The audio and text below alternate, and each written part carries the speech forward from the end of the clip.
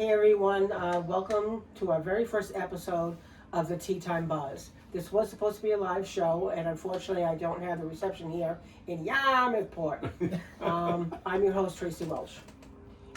I feel so incredibly special and honored to be in the home of David Bermudez and Bob Isadore, Stonewall veteran, and I just lost my spot, but so sorry. I am so excited to launch the show with two people whose lives embody courage, compassion, and unwavering love for community. They set the example for everybody, and that's what I want the Tea Time Buzz to be. For those who don't know, David is a Stonewall veteran of what happened in 1969, and Bob helped establish the Cape's first hospice and bereavement support groups for gay couples. And together, they have shaped countless lives through their dedication to social justice, visibility, and LGBTQ plus community support. Everyone, please join me in welcoming David and Bob to the show. And thank you both for opening your home, your hearts, and letting us hear your history and your stories today. Because we love you. And now you brought this gorgeous guy over here. Yep, so I'll say it now. So KJ's our production assistant, and he's behind the scenes. So thank you, KJ, for helping us. I met you guys by accident. Yes. Yeah. In 2018-ish. One of my foster daughters had missed all the prides, and she had come to live with me. Yeah. And I had mentioned that Cape Cod Pride is still happening. Yeah. It's in Falmouth this year, which is always usually at the Highness Village Green. Yeah. So we took a trip up, and as I'm explaining to her why we celebrate Pride in the Stonewall Rebellion, I remember that. Y'all walk by with your Stonewall 69 hats on. I remember. And I was like, excuse me, hello, Mark, who's here? And we've had an amazing relationship ever since. Terrific friendship. Yeah, very, very good. I just want to say happy Pride Month. Same here. And let's get into it. Okay. Flip my script. David, can you tell us why you were at the Stonewall Inn on that particular evening? What happened there? And whose life were you celebrating that night? Whose life? Yeah. Well, the life we were celebrating was Judy Garland, and if nobody knows who Judy Garland is, well, a friend of ours said, "Who is she?" And he looked it up and he said, "Oh, Dorothy, the Wizard of Oz." Yep. There's no place like home. There's no place like home, yeah. And I was living in New York City, and I was leaving the YMCA to move into a small apartment, a studio. And while I was there, a friend of mine calls me up and says, "Dave, by the way, Judy Garland died of an overdose in London at a flat. And we loved her. She was a great singer, a great actress, and she was very close to gay people. Her audiences were all gay guys, and a lot of girls too." And I says, "No, I don't do that. I don't celebrate." "Oh, come on, David." They couldn't talk me into it. And I'm leaving. I'm going to move out of the YMCA, and I got to be out of here at 11 o'clock in the morning, So I get another phone call, and these are two very good friends of mine who died of AIDS, wonderful friends, which my husband got to know too. "Come on, don't be a stiff. We'll have a drink and all that." All right. So we went to Greenwich Village, and we went to all the bars, and people were sad, about Judy, and it was a very moving evening. So we went to all these bars, and it was getting to be like 1 o'clock, and I said to them, "Hey, I gotta get the hell out of here because I'm moving tomorrow, and if I don't go there, I'm gonna be thrown out." You know what I mean? "Don't worry, I'll help you." "Oh yeah, the guys, they'll help you."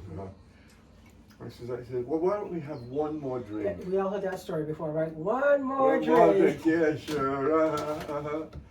So I knew we were, West 4th Street, and it's subways, and at 1 in the morning, nobody gets on subways in New York City alone, not even alone. Hate to say that, but it's true, especially at that time, right? So I said, okay, so we went we got on the subway, we got to, to Greenwich Village, Christopher, and we hit the bars in here and there and all that. So at 1 o'clock, I was complaining, I gotta get the hell out of here, because, Dave, don't worry, let's go to one. And across the way from us while we were talking was the Stonewall Inn. Now the Stonewall Inn was a dirty, filthy bar, but it was great. Everybody loved it. That was what you call our hideout in Greenwich Village, because you know that we had a lot of hideouts at that time. So I said, okay, and we leave right away, all right? So he said, okay, so we got in there, and at that time, we always had a doorman or a lesbian checking us, and we had to sign our names at the door, and a lot of them used to say Mickey Mouse and all that, it was funny. So we got it packed, and we were the only gay bar that had jukeboxes. And why? Because our bar was paying tons of money to the mafia. Tons of money, because we were so popular. I mean, when I went to Puerto Rico, everybody knew the Stonewall. Yep. You know what I mean? So we went inside, and I think it's still there. The bar is still there. A nook. There was a nook in the back, and we always used to go there. The Spanish guys, the Italian guys, and the Irish guys. Did you say it used to look like a 7? It went like this, an old horse stable? Yeah, that was a horse stable. Yep. Yeah. It was a horse stable in the 1800s, and then after it became a horse stable, it became, I don't know if it was, well, I don't know really. That's okay, I'm sorry, I didn't mean that. No, that's all right. I wanted to pick, Oh, yeah. paint a picture for people, Yeah, how you came in. And you could look it up too, Yeah. the Stonewall thing, Yeah. So, we go in, and like you said, we have to sign in and all that stuff, and we go in, and us guys, there was 4 of us, which I was just saying to you that I lost them to the AIDS virus, probably not. Wonderful people. And we went to the back, and I used to drink beer, and beer always was in a bottle. Beer was not in a glass, They drank in a glass, and there was, by the bar, there was a brush in the middle, hot and cold water, and when you finish your drink, they go like this, like this, like this, and they serve the next person. So, Yeah. Yeah. Well, there was a lot of stuff went on. So, going back, right? So, we get in the back, and, us guys, we're just doing our thing and all. And about, I would say, probably 120, something like that. When you were in the back, you could see the front door. There was a big door, you could see it. And a lot of times the cops, as a matter of fact, a week before that, we were raided, the bar. Yep. But this time when they came in, they slammed the door, and they had, one cop was a woman, I know that. There was 2 cops, right? But one was a woman, and the other guys were dressed in plain clothes like I am. And they said, split or something like that, or meaning make an aisle, you know what I mean? And we were going, before they used to come in, walk around, call you faggot and all that crap, you know what I mean? Check your IDs. Yeah, and our IDs, by the way, had no pictures. Yeah. So because of that, we were very lucky. Like, let's say you have a friend, whoops, I don't have an ID, and I'll go, here. They didn't know, you know what I mean? Yeah. But when we were there, we saw a light go on. First, a red light went on, if I remember. That means split. And then they came in, and a big white light used to come in, a big, big bright white light. That means don't dance, don't do anything, Don't just move. smoke Yeah. and drink. That's how we used to do it. And we went, what the hell? And I says, oh shit, I'll never, I'm not gonna have my apartment, you know what I mean? Because they used to arrest you, put you on the newspaper, do all kinds of crazy stuff. But we took out our ID, okay, all of us, to wait for them to come. And then all of a sudden we hear I'm not gonna tell you what New Yorkers say when, Yeah. when there's a riot or something, but you know, they said it. And we went, what's that? And we never, never, ever fought the cops. Lesbians either. They didn't. We just gave them an ID and let's go, and that's it. Sometimes they used to pick up all the drag queens because when they put it in the paper, they're not gonna put guys like us. They're gonna put the drag queen, look, all these faggots and all that kind of stuff. Look what we found. Yeah, yeah, right. And the people would believe it. Yeah. That if you put me and my friends, you know, we were guys. So I went, oh, and I just was pissed off because number one, why did I come to this bar with these guys? And they looked, we took it out. Before they got to us, we heard all this commotion Yeah. and all this stuff, which I'm not gonna say, all right? And if you know New Yorkers, you know what we are all about. So it was getting really crazy. And we saw somebody, because we were way in the back, and we saw somebody actually fighting one of the plain clothes guys. You know, the guys that were not dressed in suits of cops. And we went, what the hell's that? And then I heard, you're a faggot. I'm not a faggot, you know, that kind of, we went. Yep. And we never ever fought the police department. So we're going, whoa, this is not good, you know. Now we were way in the back. For us to get to the door, we had to fight our way through. And I says, we got to get out of here. So we're fighting our way through. By the time I got to about the middle of the bar, I get hit with a billy club in my neck. And I fall. I don't know how long I was down. I really didn't know. I get up, and I see this very handsome guy, and I went, what the wrong with you? Wait, you know what I mean? I didn't know he was a plainclothes guy. And when I went at him, somebody behind him grabbed him and pulled him down. So we were trying to get out, and it was really not good. Things were thrown and all. It got out of hand, really, really got out of hand. And for us, it was like, why are you doing this? You know what I mean? Especially on the night that you're celebrating the life of Judy Garland. Exactly. We said that. Yeah. We even said that. Well, you had mentioned, so I've known these guys for several years now, and I've heard the story many times, that the mafia didn't pay the police off. No, And right. that's why they were there. Yeah. Well, we found that out later after later. the riot. Right. We found out that they were paying big money because our bars were crowded. I mean, with people from all over. It was so famous and so, it was great, even though it was dirty, you know. Yeah. But we found that out, that they didn't pay. Yeah. So Mayor Lindsay, he was a mayor, which I have to say my mother worked for him, but he was a mayor, and the elections were coming up, and his polls were like dropping. So he told them, raid the gay bars. They made a mistake. They raided the Stonewall. Yeah. You know what I mean? We didn't know it was going to get so bad. We really didn't. You know what I mean? We thought, oh, a fight. Yeah. It got worse. So this is the one that you know that I told you. Yeah. We have a friend of ours.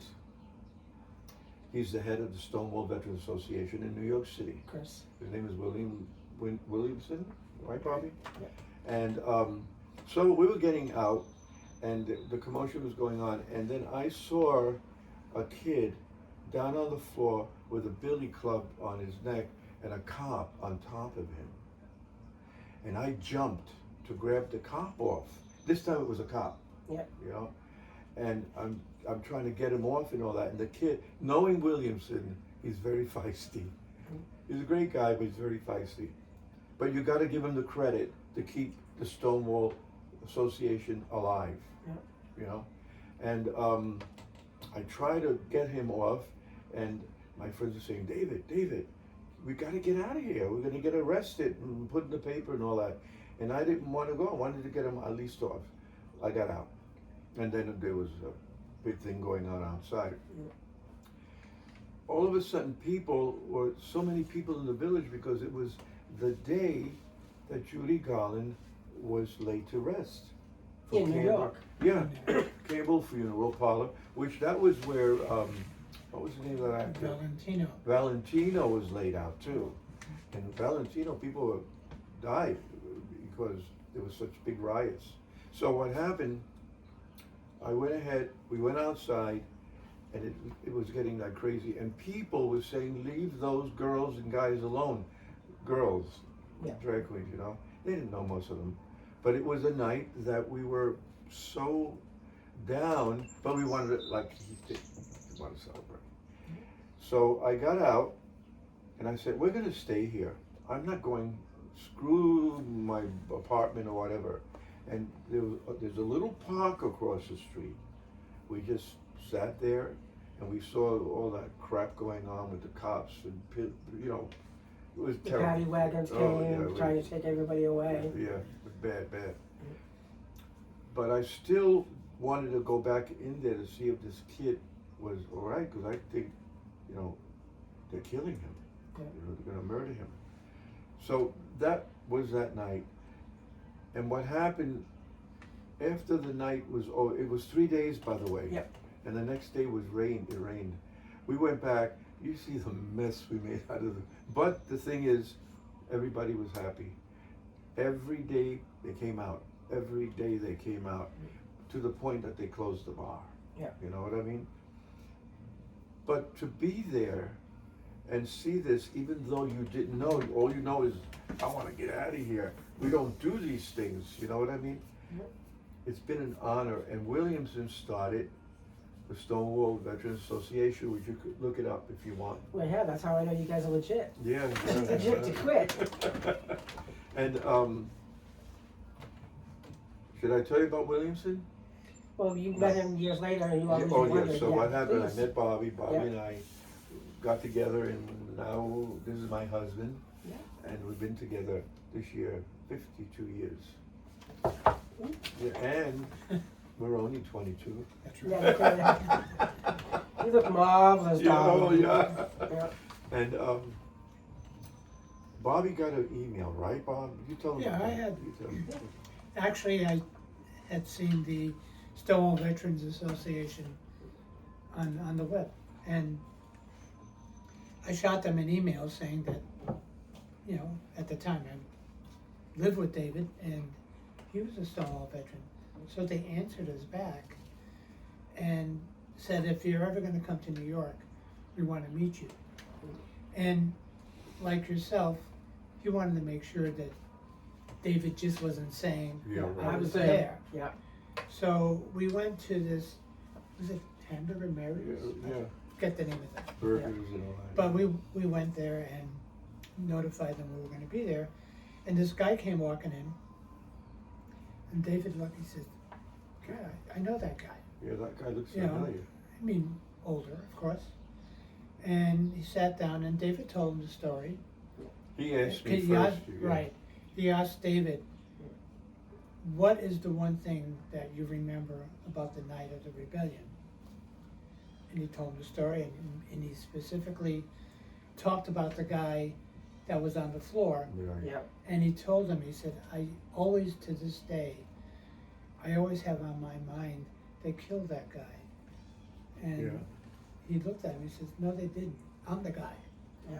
We were And shocked. that's- So I get goosebumps, and I get teared when the first time you heard that Yeah. story, and Yeah. every time. I mean, Yeah. you had to take care of you, even though you wanted to save him. Oh, yeah. How can you save you both? Oh, yeah. Right. You know, and Uh-huh. we didn't say it earlier, but back in '69, when they took your ID, your picture, not your picture, obviously, your Yeah. name was in the paper, you could get fired from your job, Exactly. and you picked it Exactly. automatically. Right. I could say you gay, and it doesn't matter if I Right, have any proof or exactly, not. exactly. And your landlord could get rid of you, and if you had a family that was gay or not friendly, they'll throw They you would out. throw you out. Yeah. And we had street kids, Yeah. and street kids were the kids that were thrown out of their homes. Well, You that's know? actually my next question, which is great. I was going to No. say to you both, what was life like for you before Stonewall, like the climate, the risks, and the community that you found and created? Right, Mm, well, at the time of Stonewall, well, when I moved to New York from Massachusetts, I worked at Saks Fifth Avenue. I was an assistant buyer there. ladies, of course, ladies rainwear and accessories.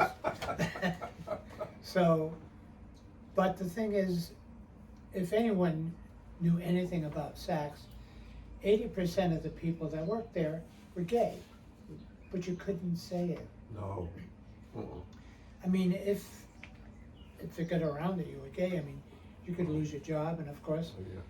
you'd lose your apartment, and there you go. I mean, virtually, we knew, amongst ourselves, but you couldn't talk about it. So it was hard, because not only the fact that your livelihood could be gone, but the things that happened. I mean, one story that David really doesn't talk about, and I always bring it up, is, and this is before I met him, he had gone to a bar, a gay bar. Yeah. A friend of his was opening a gay bar. Right. So he wanted to go to support him. And he left. Again, it was like Yeah. late in the morning, Right. early morning in New York. And this was in Manhattan. He was walking down the sidewalk, and this police car was following him. And one of the cops yelled out to him, "Hey, faggot." And he just ignored it, kept walking. He says, "Hey, faggot, I'm talking to you." So David turned around and he said, "What do you mean? We saw you come out of that bar. We know you're gay." And they got out, they stopped the car, they got out, threw David against the police car, and, frisked him, took all his money that he had. $1. Yeah, the Ah, dollar. you go, girl. Yeah.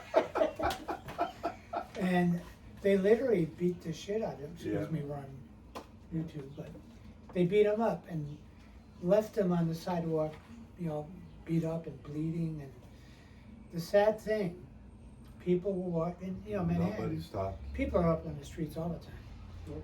No one would stop, ask what happened. They just walked by as if nothing was going on. And that's the climate we lived in. I Oh, mean, yeah. David knew a couple of guys who committed suicide Yeah. because they got caught and their name was in the paper. And I was gonna say something about, this is something I didn't tell you. Please. In 1980, 85, something like that, yeah, Bob and I I used to sing. Yep. Right. And we came with this agent we knew who passed on. She was a doll. And came to New York to see my mother, and then we stayed at the Plaza Hotel. It was really nice and all that. And when we got there, we went to our rooms. And I said, "You guys want coffee, sandwiches, or something, right?" And he said, "Yeah." So we went downstairs, we bought some sandwiches and coffee and all that. And, we went upstairs. And then when I got to the door, one of the girls says to me, "David, you're scaring me." And I didn't know nothing. I passed out. I had a seizure, grand mal seizure. grand mal seizure. I didn't know nothing. Bobby took care of it and all that. I knew it in the hospital. And I remember my doctor. He was a wonderful, wonderful man. He says, "Young man, I've been visiting a friend of mine here. He was a neurosurgeon, this guy. And they told me about you. So I want to know what's going on." And I told him and all that. And he says, "Well, if you don't mind, I'm going to operate." "You're going to operate?" He says, "Yeah. I think that you have on your left-hand side a tumor between your skull and your brain, And I went, so all I could say to him was, "Take it out. We're going to do show business or something like that." Well, he did. He took care of everything. Thank God. He did a great job and all that stuff. But what I wanted to get to is that I was asked by a few people, I asked, "How do I get this?" To him. Oh, to him, right? Yeah, because he was so sweet. This guy loved my mother. My mother was quite a good-looking woman. And, he even went ahead to go to his office or his thing. He didn't want to charge me. I mean, that's how nice he was. And he kept asking, and I went, "No.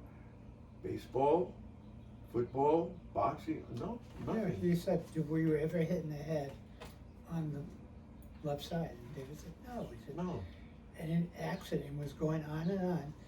And then one day we were talking, that we remembered the night of the Stonewall, him being cracked over the head with a billy club. Yeah, and then getting beat up by the cops on the street. Yeah, Yeah. You don't think about it, right? No, I didn't. Because that's an unfortunate part of your daily Right, life. Right, but you know, I have to say that because when people talk about the era that we lived in, all right, now we're not talking about 60s, 50s, 40s, 30s, Yep. 20, you know, it took a while. And even after Stonewall, it took about the 70s, you know. Yep. But the thing is, I wanted to say it because that's how dangerous it was.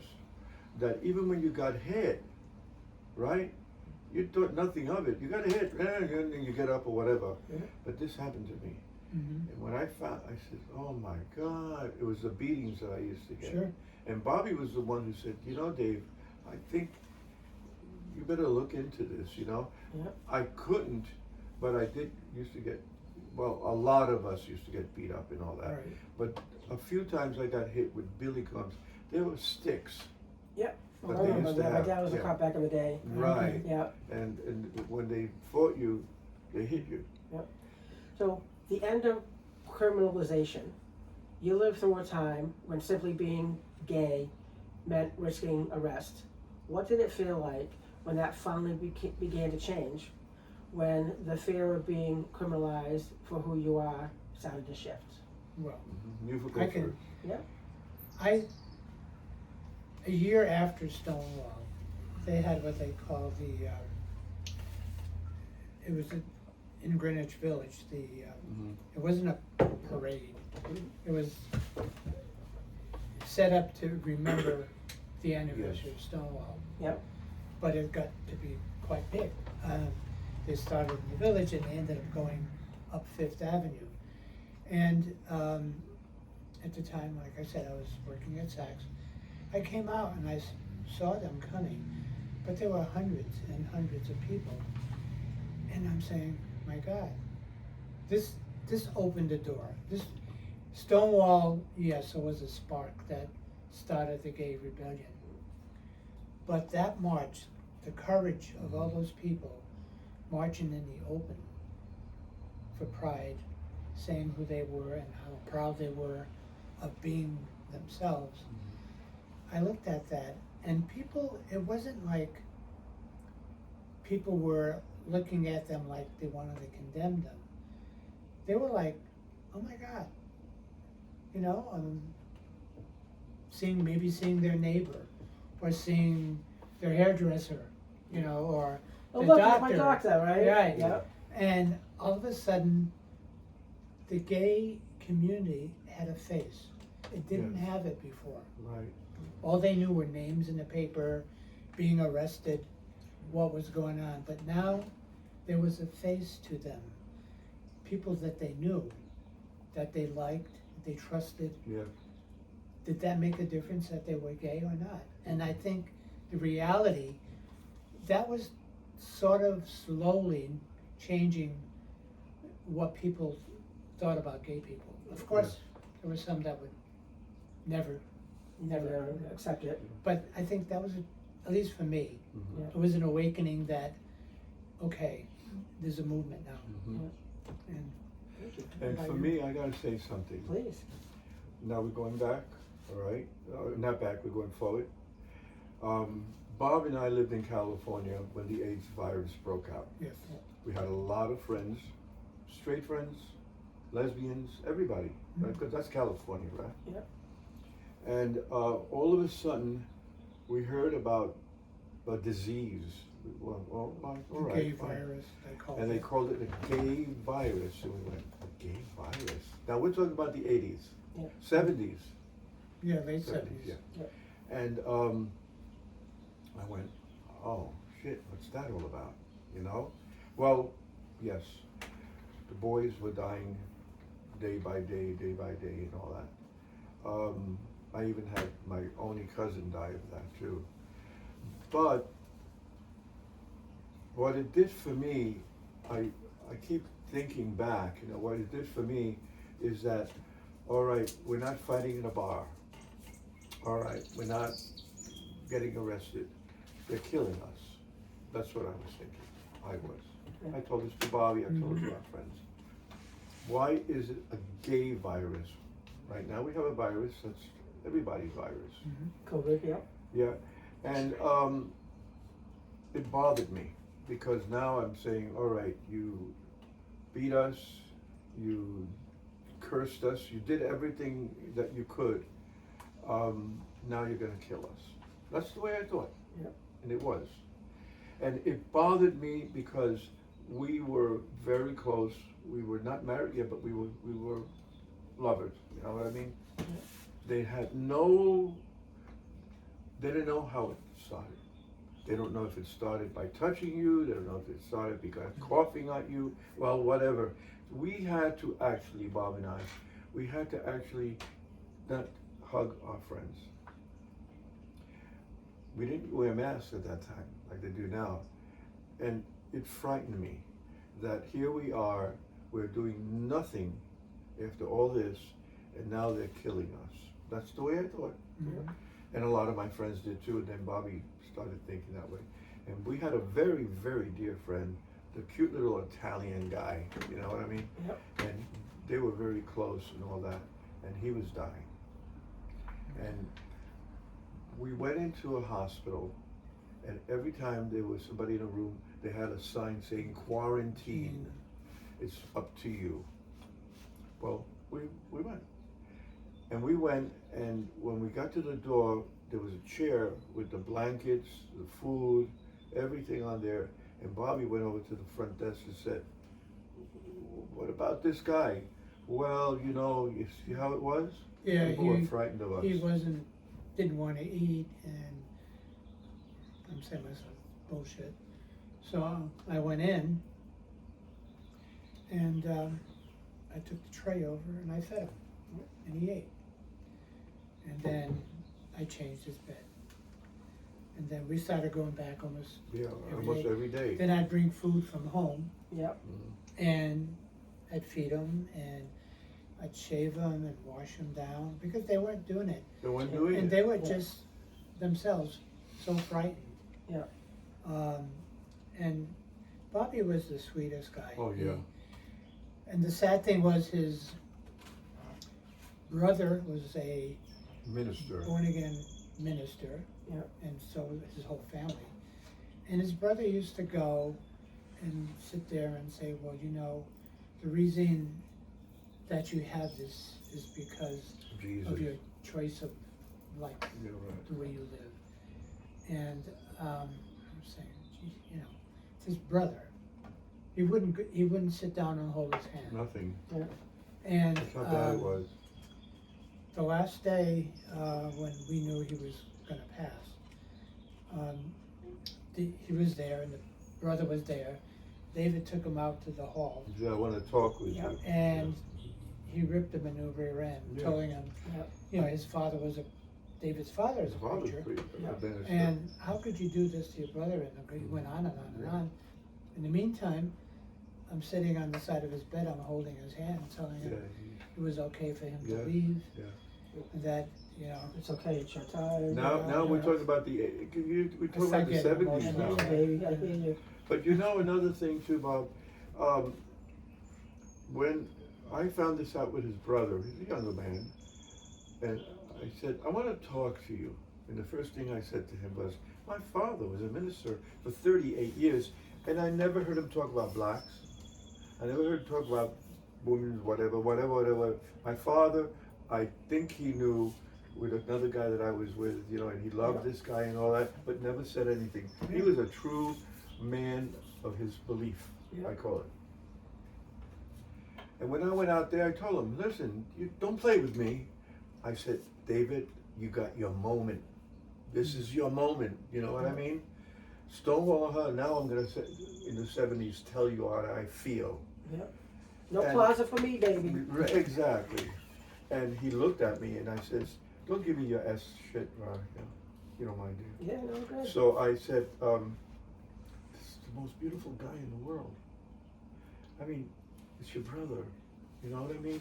so you don't like whatever, but you don't go over to him and say, Jesus, Jesus. Don't go blaming anybody, you know. And I says, I've been through a lot, and I gave him hell outside, that the nurses and all were looking at me because I saw quarantine, and I'm going, quarantine? These are patients, right?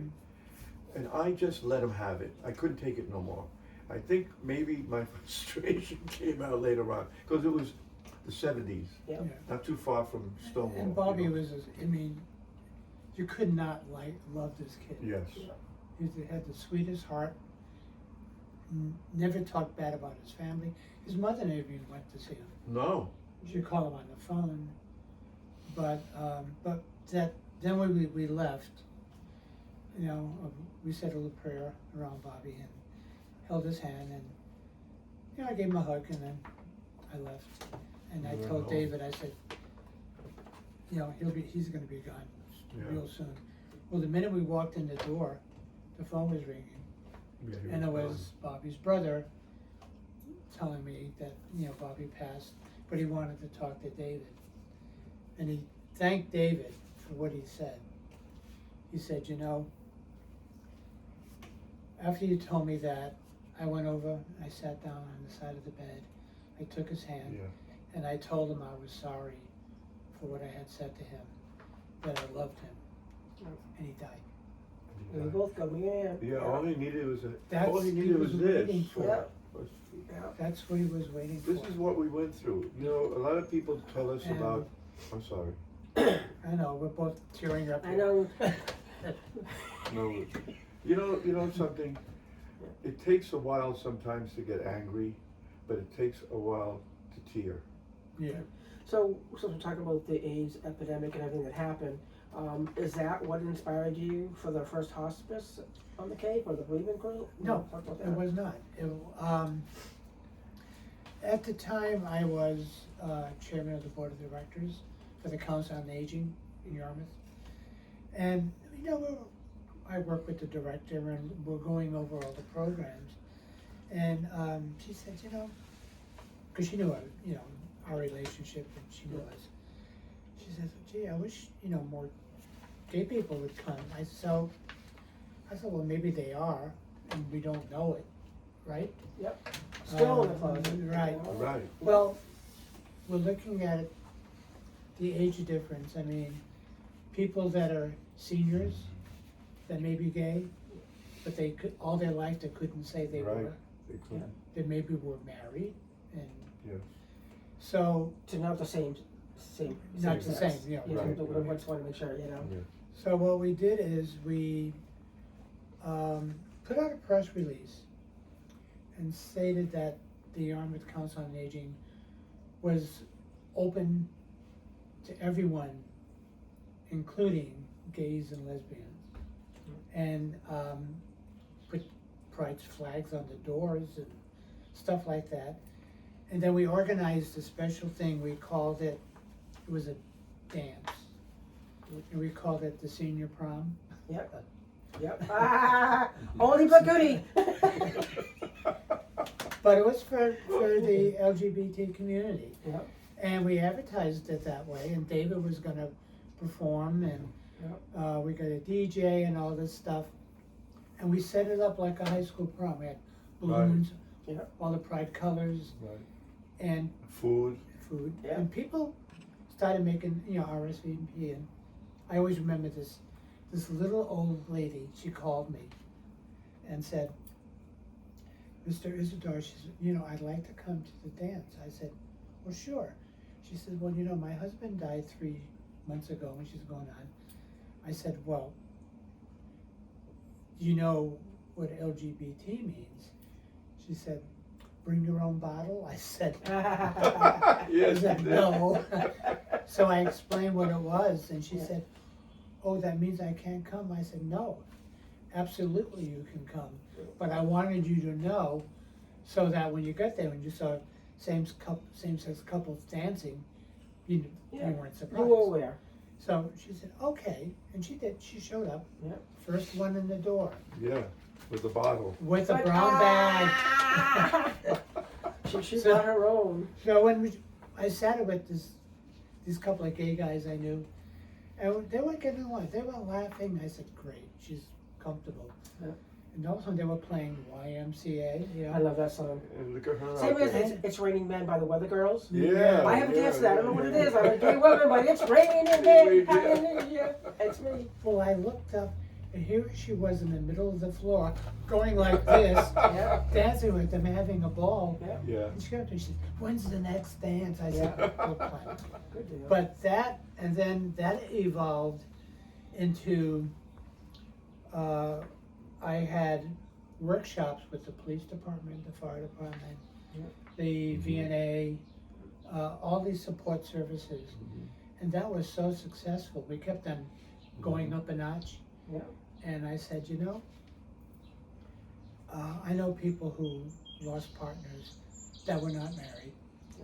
And it was horrific for them because their families, whoever they were,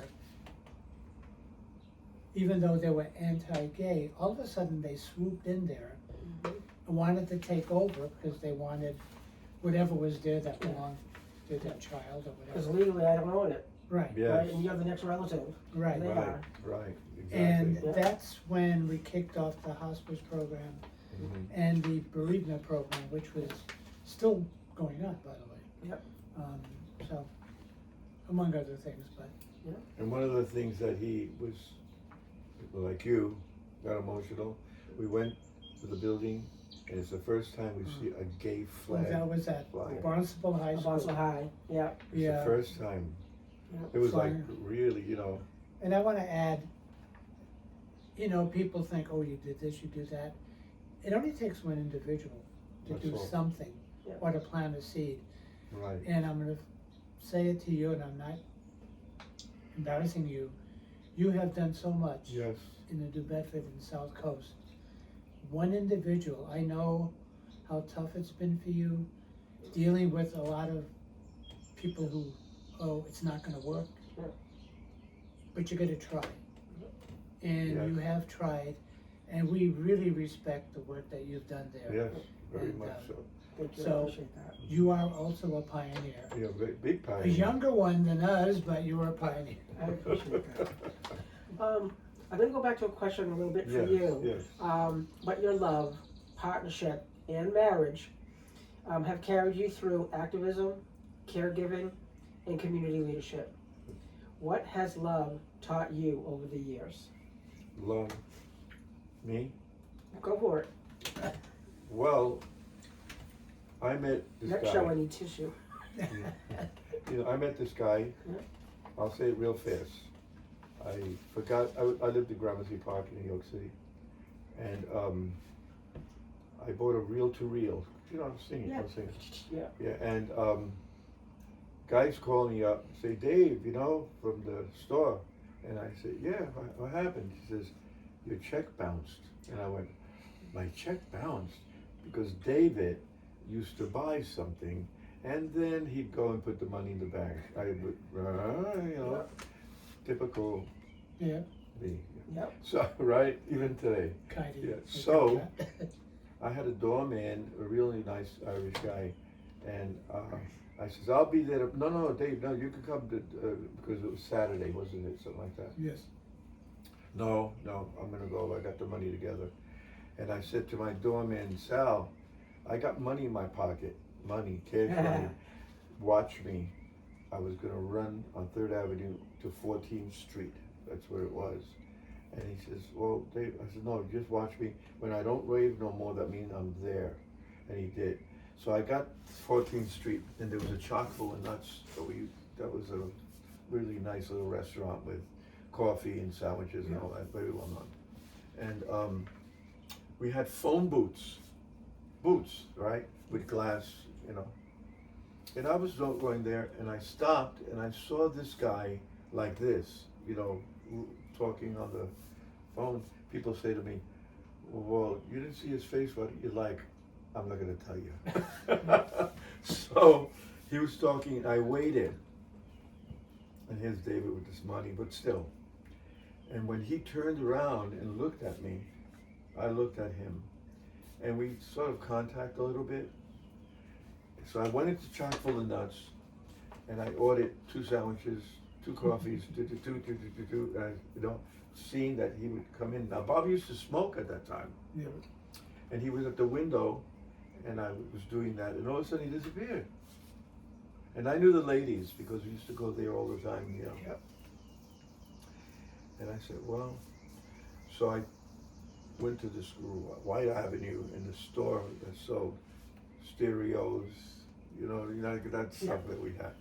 And I walked in, and there was these doors that turn like that. You ever seen those? The revolving doors? Yeah. Yeah. And I was going in, and I went straight to the back to pay the money. Yep. And the guy said, well, whatever. And he was in there. Yep. And he was looking around and all that. And we were sort of facing each other, and I said to him, do you like stereos? And he went like this, duh. What am I doing? That's how we met. Can you believe it? And then we went for coffee or something, and he gave me all the information about him going to see his family and the whole bit. And I picked that up and all that. And I says, well, maybe in a week or something like that, because you're going to be gone, I'll go back to Saks and all that. Yep. I was with somebody, by the way, So, nobody heard from me, nobody heard from him at all. And then one day, this friend of mine, she was the flaming queen of New York City, was having a birthday party. She likes nice stuff. So I said, okay, I'll go to Saks Fifth Avenue, because you know Saks, right? Yep. And I went there, the swinging door, I was going in, and I looked, and he was a buyer, and he was writing, and I went, hi. Oh, I was looking for you. He says, well, duh, I told you I lived in Fifth Avenue, right? And that's how Bob and I became. Except he said he was looking for Bob Duncan. Duncan, because his name is Isadore, and I was reading. So I said, who's Bob Duncan? He said, you. I said, no, I'm Bob Isadore. And then he came out with that, I was reading Isadore Duncan. And I'm thinking to myself, this guy's quick on his feet. Well, I'm going to move on to the next thing. Yeah. So what wisdom do you hope younger LGBTQ plus people carry forward, especially those who may not know the history you lived through? Yeah, you go first. What wisdom? I hope, I won't say I think, I hope that they take the time to learn the true history of the struggles That we went went through. through, all the way through, not just Stonewall, but years after. Yeah. Because you and I know, you speak to a younger person and it's like, it's party time, nothing's gonna happen. Look at the politics today. Mm. They're going after transgenders right now, but they're gonna go after same-gender marriage. They're gonna go after everything. Mm-hmm. If he stays. Yeah. If the political climate doesn't change. But the thing is that I reminded a few people whenever Dave and I speak at groups. You ever hear of the poem by Reverend Niemöller? They came for the tradesmen, but I wasn't a tradesman. I said, just substitute. They came for the trans, but I wasn't a trans, so I did nothing. Then they came for the non-binaries, but I'm not non-binary, so I did nothing. It's going to happen. Yeah. If you do not get involved, if you don't continue to fight for your right. Stonewall, they fought. We fought all along. And it wasn't like something I read. They didn't wake up one day and say, I think I won't be prejudiced now. No, it doesn't happen that way. So David, in our communication over all these years, we talk about the rebellion versus riot. I've heard your truth about that night many times. Can you tell us the difference between the rebellion and the riot and why that distinction matters? Okay.